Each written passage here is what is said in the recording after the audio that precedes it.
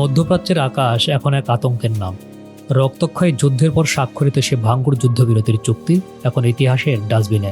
Hormuz প্রণালীর জলসীমা ঘিরে আবারও মুখোমুখি দুই পরাশক্তি, যুক্তরাষ্ট্র এবং ইরান। আগের যুদ্ধের ক্ষত শুকানোর আগেই ভূরাজনৈতিক সমীকরণ উলটপালট করে দিয়ে মধ্যপ্রাচ্যে শুরু হয়েছে নতুন এক বিধ্বংসী অধ্যায়। এবার আর হুমকি নয়, সরাসরি আঘাত এনেছে ইরান। কেঁপে উঠেছে মার্কিন নৌবাহিনীর সবচেয়ে সুরক্ষিত ঘাঁটি। ফেব্রুয়ারির শেষ থেকে জুন পর্যন্ত সময়টা ছিল মার্কিন সামরিক বাহিনীর জন্য এক দুঃস্বপ্ন। বাহরাইনে অবস্থিত মার্কিন পঞ্চম নৌবহরের সদর দপ্তরে ইরান আশ্রয় ফেলেছে মুমূর্ষ ক্ষেপণাস্ত্র ও ড্রোনের ঢেউ।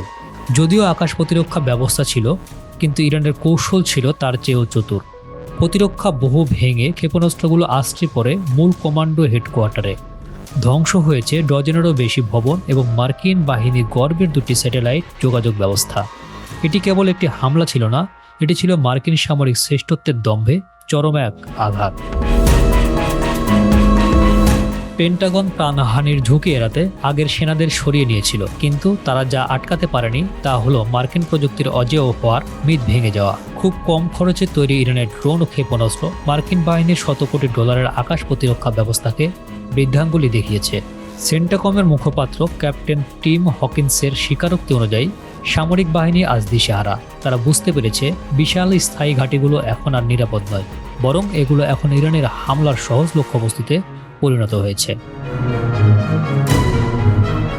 বর্তমান বাস্তবতা হলো মার্কিনরা তাদের রণকৌশল বদলাতে বাধ্য হচ্ছে। এক জায়গায় সেনা জমা রাখা মানেই মৃত্যুকে আমন্ত্রণ জানানো। তাই পেন্টাগন এখন বাহিনীকে একাধিক ছোট অবস্থানে ছড়িয়ে দেওয়ার মরিয়া চেষ্টা করছে। কিন্তু প্রশ্ন একটাই, প্রযুক্তির এই অসম লড়াইয়ে ইরান কি কেবল মার্কিন ঘাঁটির অবকাঠামো ভাঙছে, নাকি ধ্বংস করে দিচ্ছে মধ্যপ্রাচ্যে যুক্তরাষ্ট্রের কয়েক দশকের সামরিক আধিপত্য?